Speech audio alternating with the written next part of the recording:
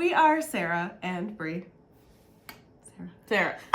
Bri. If you're new to our channel, hi, hello, welcome. We are queer, so devastatingly in love, and currently watching the Queer Ultimatum. Okay. I never cared about reality TV until I met Sarah, who is what the TikTok Gen Zs call a gossip doctor. I've never heard that. You never heard that? No. You're a therapist. People call you gossip doctor. Oh. Okay. Yeah, I like that. I like that. You can call me doctor. Okay. Sarah's a therapist and is obsessed with reality TV, which I thought was so funny when I met you. But now I'm like, that makes sense. You love the drama. You love the goss. And it's such a cool experience to like watch people in these, they call it experiments on the shows, and like just pick it apart as a viewer. And that's what we're going to do today. Hell yeah. We're gonna pick. I can't wait. So much lip gloss on. Our literal hopes and dreams came true because every time we watch Love is Blind, Perfect Match, Love Island, Too Hot for Handle, Too hot for handles. We always say this would be so much better if it were queer. Yes. And the gay gods, lesbian Jesus, Haley Kiyoko perhaps, bless us with the show Queer Ultimatum, where basically everybody's queer and they come in with a partner, and the ultimatum is like, either you marry me or we're done. Mm-hmm. And they get to like swap partners, be with other people, feel out kind of these like trial marriages to see if they still want to be their person. So as you can imagine, what a like toxic format for a TV show, and maybe not a great place for people to thrive in. But I feel like you watch people learn things about themselves. The queer representation is so exciting, so good, and it's messy. We had a queer watch party here at our house, and it was so cute. And then we rewatched the episodes, and I was like, we got to talk about this. So welcome to our queer watch party. You're a part of this now. We wanted to have a space where we could all like just, I don't know, talk shit about what's happening on the show, share our thoughts, our opinions. There's a lot to share. A lot to unpack. So let's start unpacking. Let's go! Which couples do you think have the best chance at like success? Lexi and Mal, hands down, did not have to think about that at all. We stand Lexi and Mal. Yeah. I think that on both sides, they seem very like grounded, pretty secure. They communicate really well. Like Mal is just like, oh, I could go on and on about Mal. Like holds so much space for Lexi and like those difficult conversations, is super validating, is like not super quick to like jump in when there's a problem and fix. It's just like, okay, I hear you, I see you, let me tell you, like, let me reassure you if you need that, right? Like, I think just the communication between the two of them is so good. And then I think it's funny because Mal was the receiver of an ultimatum. True. And Lexi gave an ultimatum. Mm-hmm. And it's so interesting to me to watch somebody almost like, I feel like the word in my brain around everything we're watching is like nurture. I'd like to watch how people flourish when they're in the right situation and nurtured and like, so, because then you watch Mal and Lexi talk about marriage and they're so on the same page about it. Like both of them have parents who've been in long relationships, very like level-headed. And so Mal does actually like want marriage, and they talk about that a lot in the show with Lexi, but like came in not wanting marriage because their partner basically made them feel like just another partner kind of thing. Like they were like, they basically fall in love with everybody. And so that's what I thought was so interesting, is like how quickly Mal jumped to like, oh, I would marry you. Yeah, absolutely. People in like different circumstances, right? Yeah, for sure. It's not that Yoli's not the right partner, because I also really like Yoli. Yes. But it's just interesting how as soon as like they're both these like very level-headed people and they're conversing, it's just like so quick that change happens. Totally. But what's so interesting is that Lexi at first is like really kind of grappling with this decision between like, okay, this is like, you know, a relationship that feels really safe with Mal, right? It's like, okay. Oh, yeah. Right? She's like, yeah, like this feels like the safe option. And then this thing with Vanessa, like Spoiler alert. This like thing with Vanessa feels like exciting, and it's like tapping into a part of me that like I don't share a lot of. Slapped you on your butt or whatever. Like, I think she said like, she like kicks me on my butt or like knocks me on my butt or whatever. And it's just like, that to me speaks to like, maybe like wanting to like release like a part of yourself or step into a part of yourself that you don't necessarily have to be in a relationship with somebody to have that, right? And you've talked about that before. Yeah.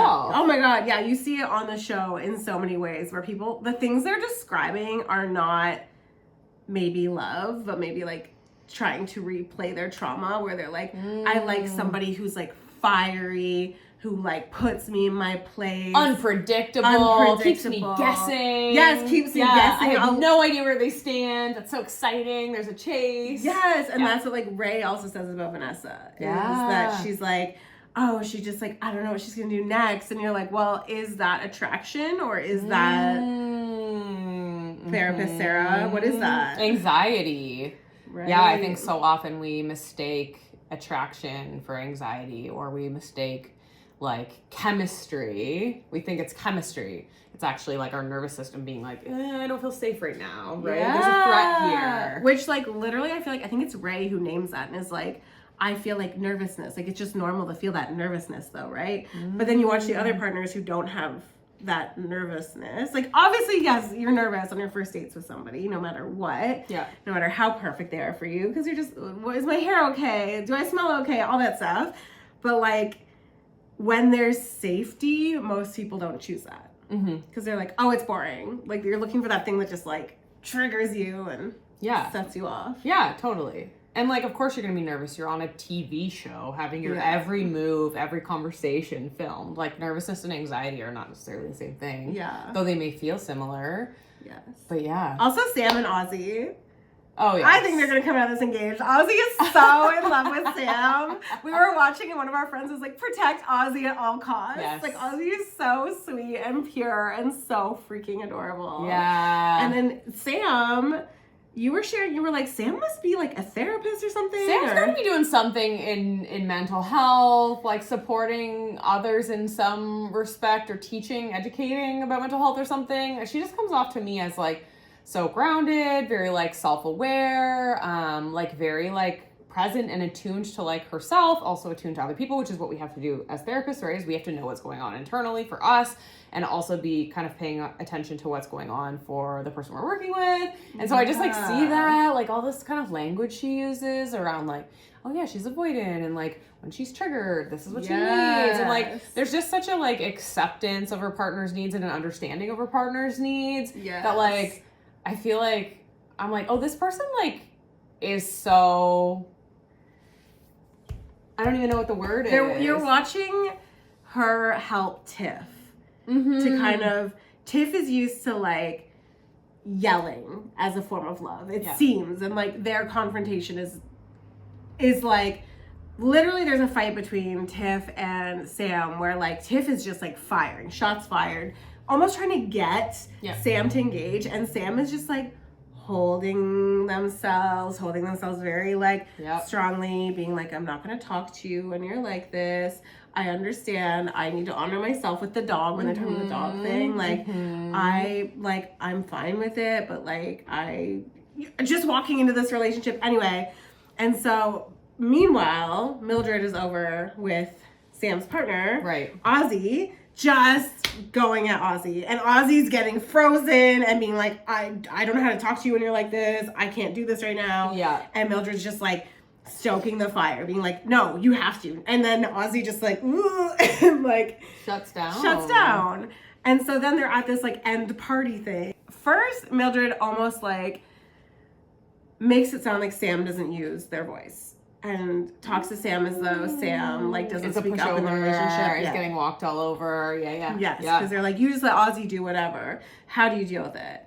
And Sam like so tenderly is like, when Ozzy is triggered, like names that so fast, they're avoidant by nature. So like you have to wait to talk to them when they're not triggered. And then like Mildred continues to like hammer on that subject and be like, well, no, like this. And then Sam's like, well, actually, I'm working on that with your partner, Tiff. Mm-hmm. And we're learning how to communicate, and it's going really well. Yeah. And again, I feel like it's just like that nurture aspect where like if both of you just like trigger each other and like are fighting and like the flames are blazing.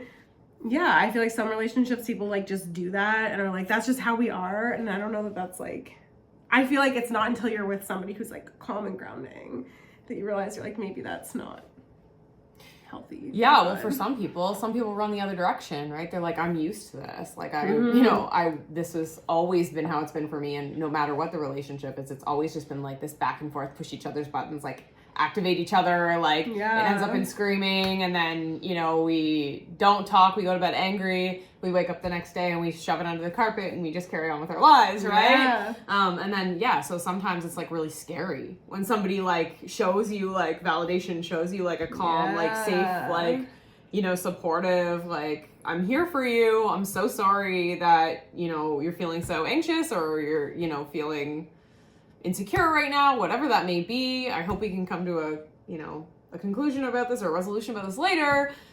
I'm going to take 10. I'm going to take 5. Or like, let me know, when you're ready to talk again.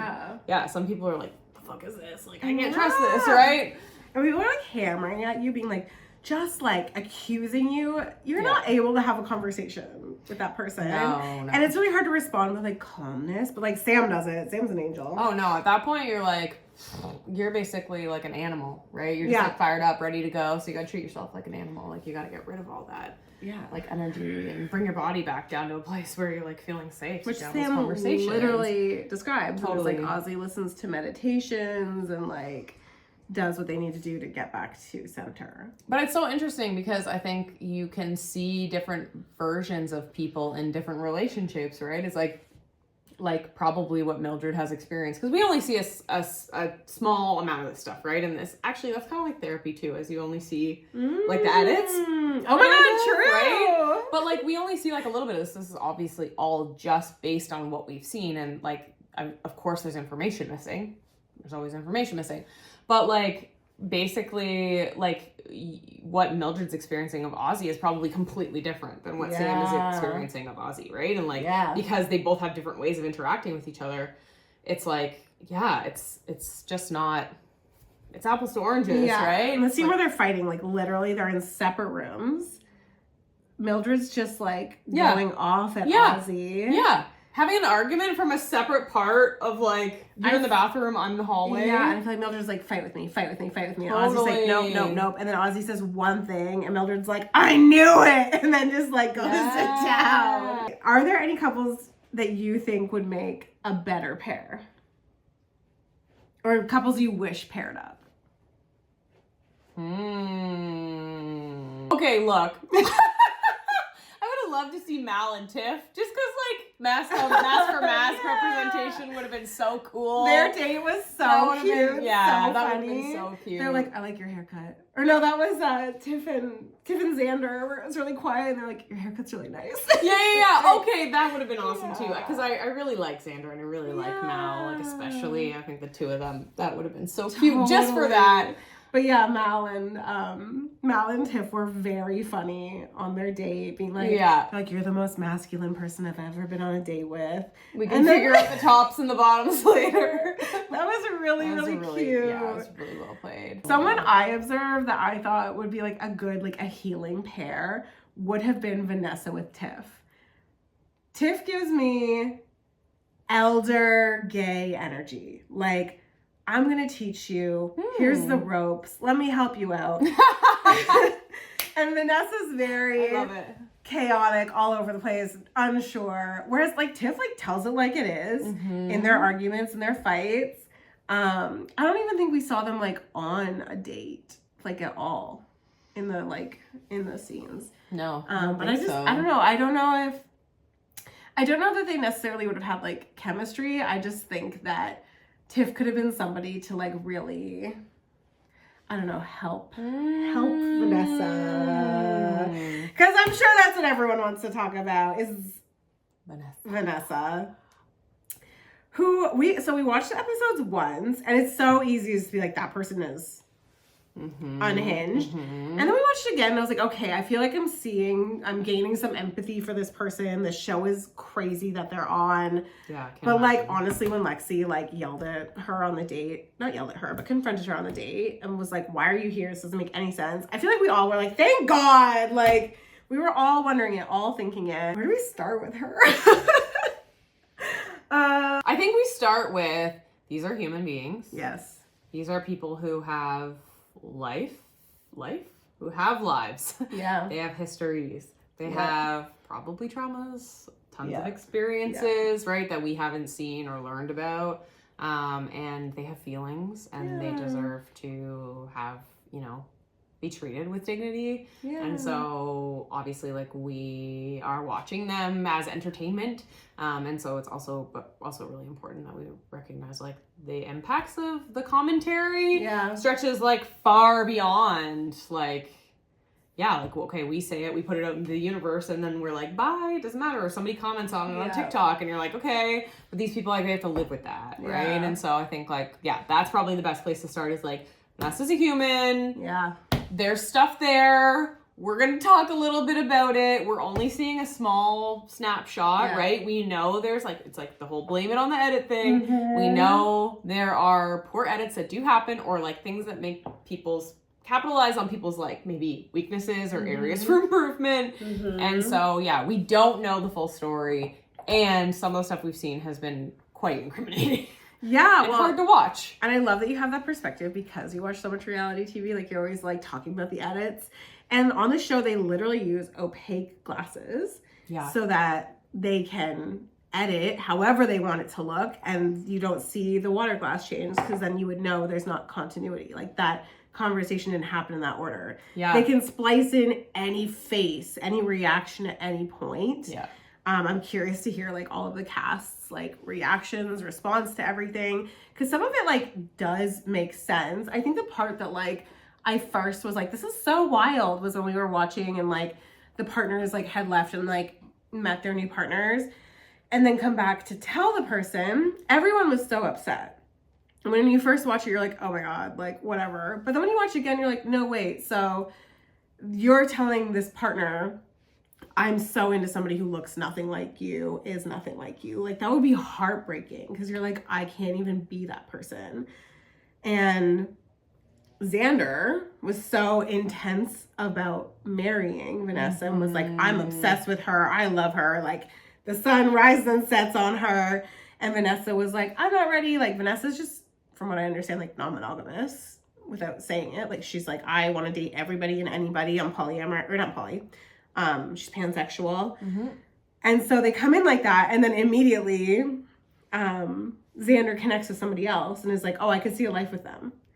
And then it's like, no, that's Vanessa's reaction to that. I don't think is that far off. Like, I would react that way too if somebody was like, I really want to marry you, and then so quickly was like, never mind, just kidding. So yeah, she got super upset, and you're like, I mean, she's not being a great person on these dates or in the show, but you're like, that would hurt. I get that. I get why that would hurt. Yeah, I feel like what's the hardest to wrap your head around is, like, that it's confusing. Like, Vanessa's like, what she's doing is so, like, it doesn't track. Yeah. Right? Like, even at the beginning, like, we see them like, oh, you have 10 minutes left together, and she's like, bye. And the producer's just like, no, but at 10 minutes, and she's like, right? Yeah. So, like, that's so interesting. And she's, like, pushing Xander away and being like, I'm gonna date everyone. Like, it's... I genuinely think, like, she didn't understand the format of the show. Yeah, you gotta wonder. Because she's somebody who I just, like, the rest of them are like, we're here for marriage or not. But she's like, I want to date everybody, and we're gonna go fool around and blah, blah, blah. And I was like, I wonder if, like, it was fully explained. I don't know. I don't know. Because some of it just doesn't add up. Producers have been known to do shady shit like that. Yeah. Right? Not fill a certain couple in on stuff, or just, like, you know, withhold information from certain people, not explain things clearly. Yeah. Just me giving her the benefit of the doubt, maybe. No, totally. That's what I mean, is, like, we just don't know, right? Yeah, and she's somebody who's there being like, I don't want to get married. And so it shouldn't be shocking that she's like, interested in everybody else. Mm-hmm. I will say there's a part of Vanessa that, like, I feel like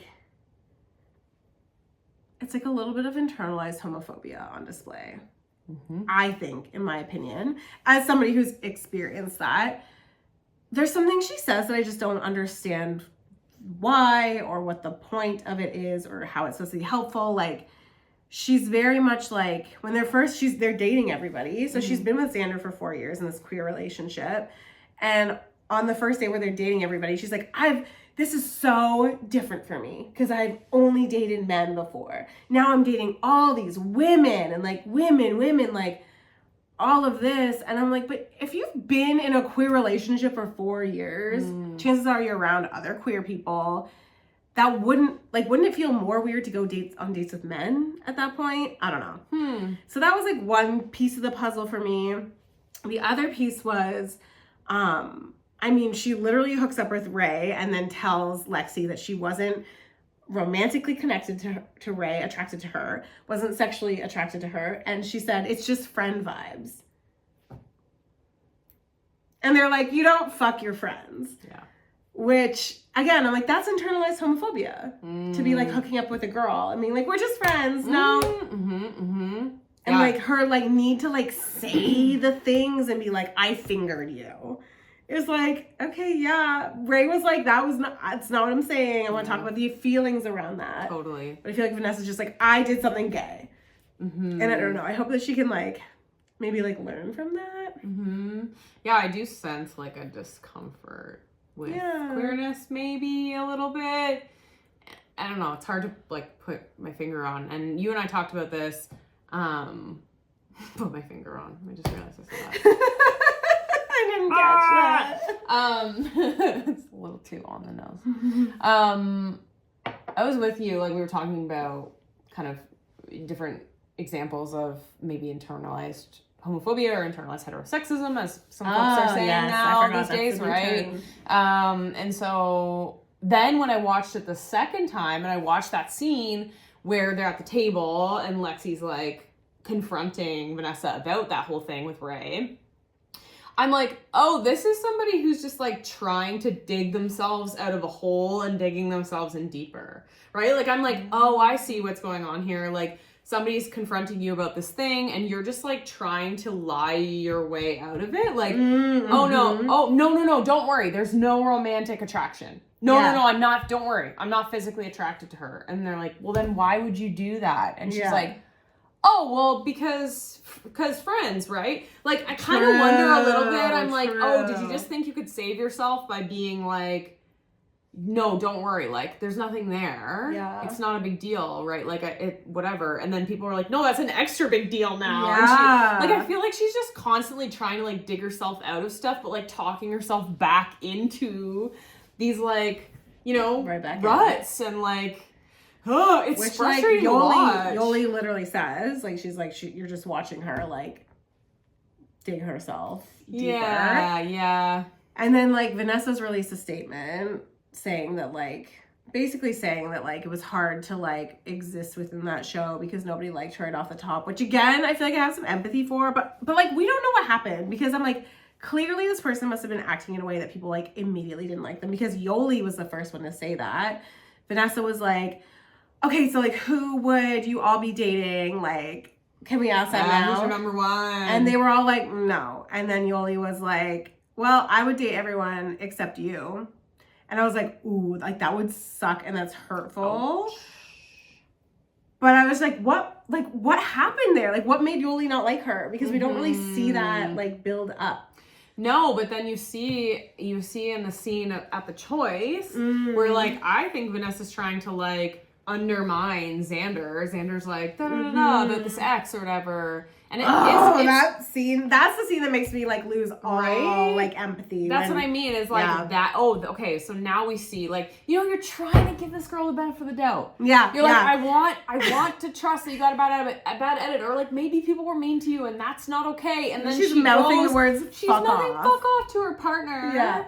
Right? And, like, so then it's this back and forth for her, where she's like, I don't care, I care, I don't care, I care, I don't care, and it's just like, no wonder Xander's like, And that's what Lexi Right, calls like- out. She's like, when it's funny how it's like convenient for you. Like you pick when it's convenient. And then, and then you see like the Xander and Yoli, beautiful, sweet, tender, steamy, hot connection. And I feel like, I'm like, that to me, I could see where Yoli would like have some opinions about Vanessa. Because you know when like, anytime you date somebody like new, you're just like, how could like that you really love and connect with, you're like, how could somebody have ever treated you so badly? Like that person, like you hate your partner's ex because you're like, because they were so awful. And I feel like that's what you're witnessing there. That's probably where some of that came from. I'm assuming. Yeah. Because there's some real like, again, that like nurture aspect comes in with the two of them, and it's so cute. They're so cute together. I got to get this out here as well while we're on this page. You know, we're just like harping on it. I think what sent me, and there was no redeeming, factor for me with Vanessa, was when she outed Xander as potentially being ace. Which is like, first of all, if that's true, that's not for you to share with anybody.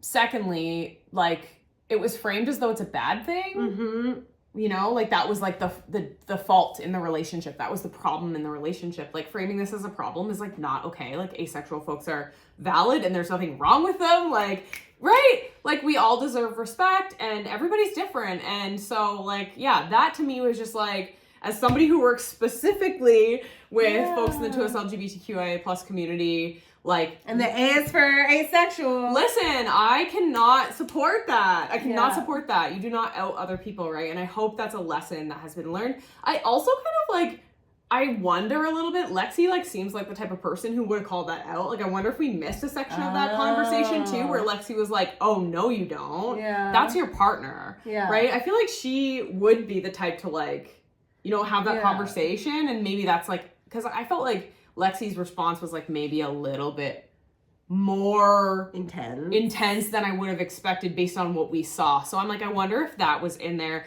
Anyway, asexual folks, we love you. We support you. You deserve way better than that.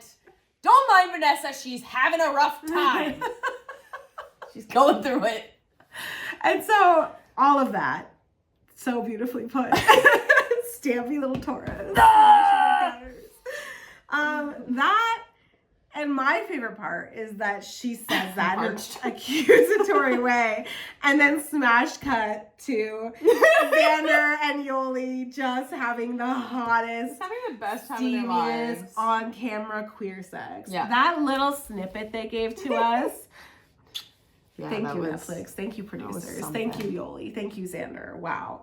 So I was just like, it's so classic. That Vanessa's moment there reminds me of just like that girl you're on a date with that's like, my ex is crazy. Anyone who says that, you're just like, oh, really? Yeah. Like you had no part to play in that? They're the problem. It's them. Yes. So that was one super weird red flag, was like, and everything you just said covered that so perfectly. The other so weird thing that everyone watching in the room with us was like, what the hell did they just say? Was when Xander and Yoli were talking about having babies. And Xander was like, so would my baby be my baby and yours would be yours? And Yoli was like, huh? Yoli was like, no, like we'd be a family. Like even if we adopt kids, like they'd be ours.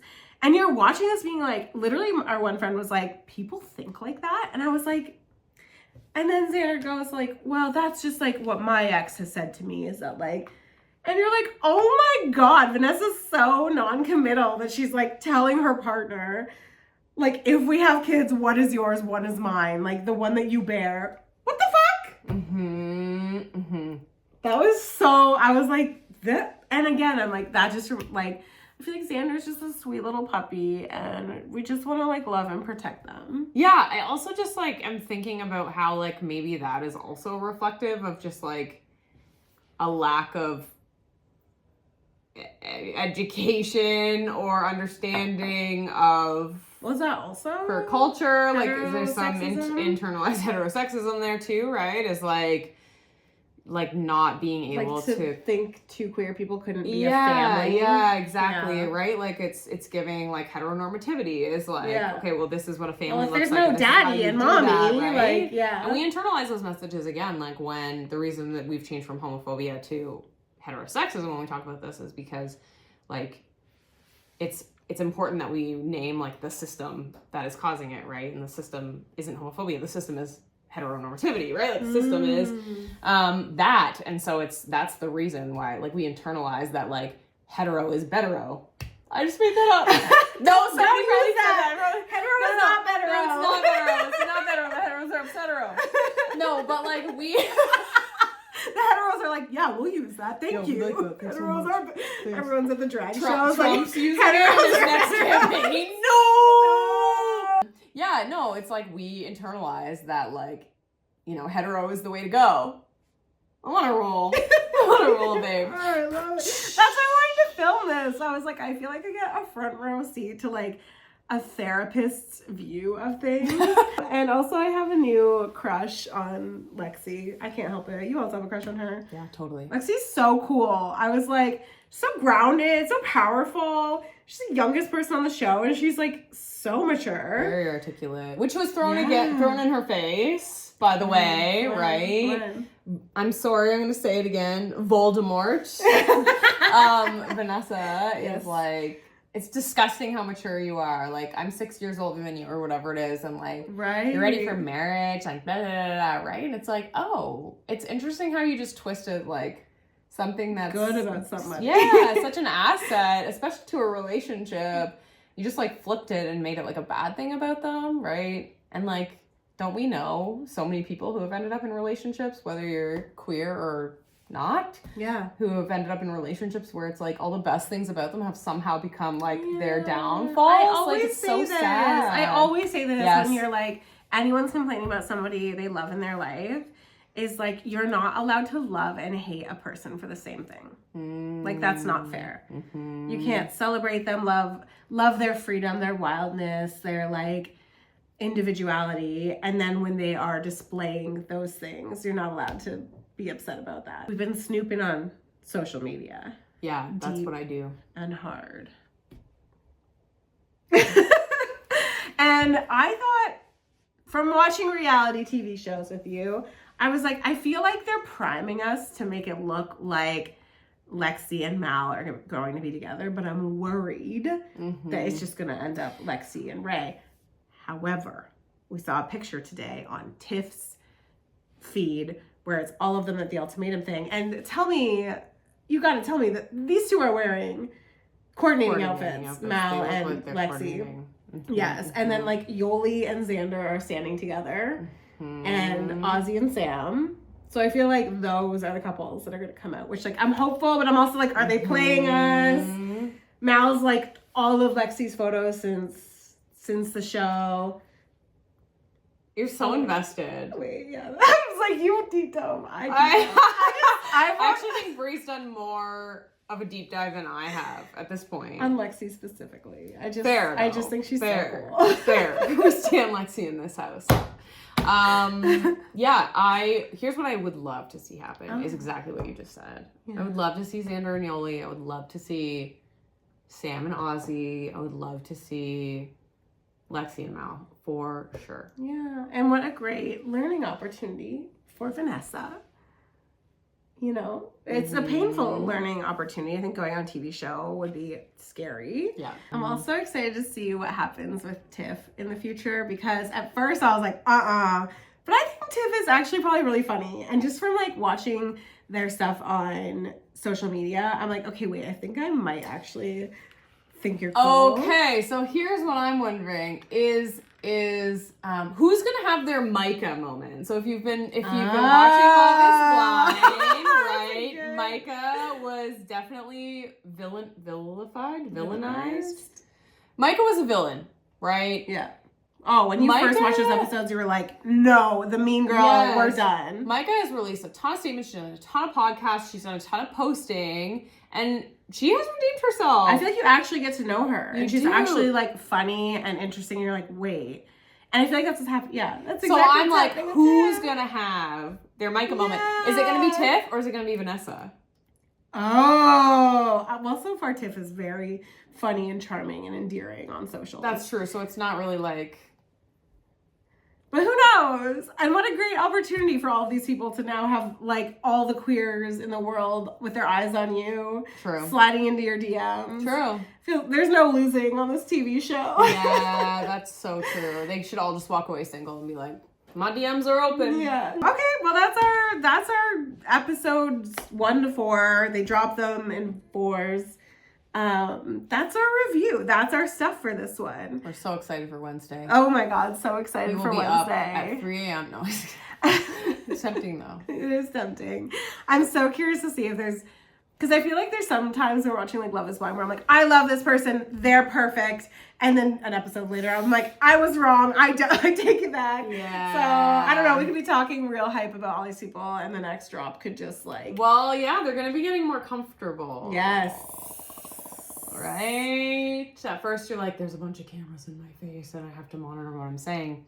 And it's like, okay, well, how long can you do that for? Mm-hmm. Before your true colors shine through. Ooh, Thank you for you're so welcome. talking queer. Of Ultimatum course. with us. I love doing this. We're so curious to hear your thoughts. Comment below. Tell us it all. Who are you excited about? Who do you wish you saw together? Do you want to issue an ultimatum? Should we issue an ultimatum? Issue the Just kidding. ultimatum? No. Do you agree with what we said, right? This is opinions. Yeah. These are just like Not two facts. people sitting, eating popcorn, watching TV, right? Yeah. This is not therapy. This is not therapeutic advice. This is just like some of my opinions, also just as a person, not necessarily as a therapist, always. Sometimes just as a person who also has a bunch of history and life experiences and our own and triggers, dating our and own triggers, shit. traumas, biases, all of that kind of stuff. Anyway, do you agree? What do you think? We want to hear. Stay queer. Like and subscribe for more. We'll do another.